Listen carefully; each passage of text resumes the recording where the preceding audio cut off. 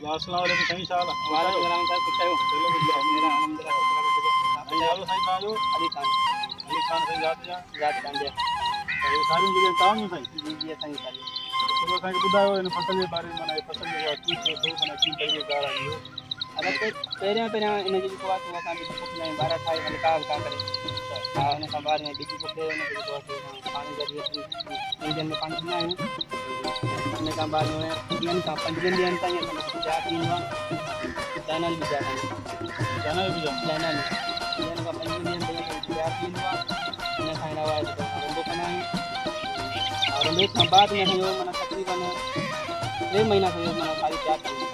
वेंदी टिनि महीननि में मुकमल तयारु थी कहिड़े महीने में लॻाओ तव्हां असां तक़रीबन 10 महीने 10 खां 11 ॾींहं असांजी कोशिशि ऐं 11 महीने में लॻाओ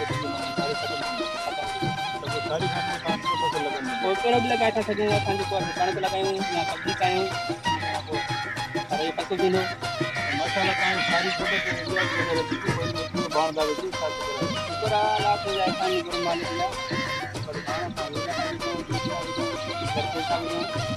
असांजा कुर्मी हज़ार जेके तव्हां ॾिसनि था तव्हां उन कहिड़ो पैगाम ॾियणु था चाहियो त उहो कहिड़ो बाण इस्तेमालु करिणो आहे बाण जेको आहे कहिड़ो भलो आहे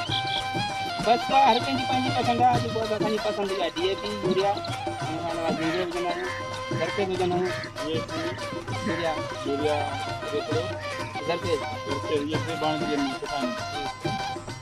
बाण जेको माना हिन साल में केतिरे टाइम ईंदो आहे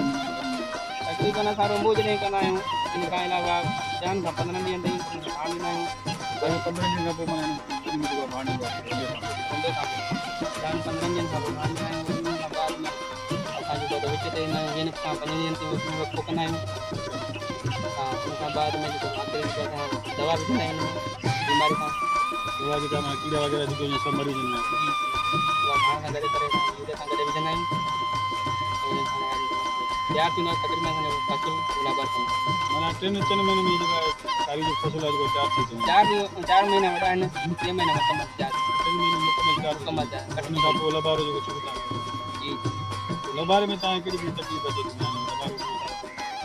लबारू कंदा आहियूं पहिरियों असांखे कटे रखंदा आहियूं तक़रीबन 20 ॾींहं 2 ॾींहंनि खां 3 ॾींहंनि महीने ताईं तक़रीबन असां सारियूं कटना कयूं हूंदियूं उन खां पोइ बाद में असां धोई करे थ्रेशर मशीन लाहींदा आहियूं मशीन ज़रिए असां जेको आहे हुनखे ॻाईंदा आहियूं हेॾी महिनत करण खां पोइ बि तव्हांखे माना पोइ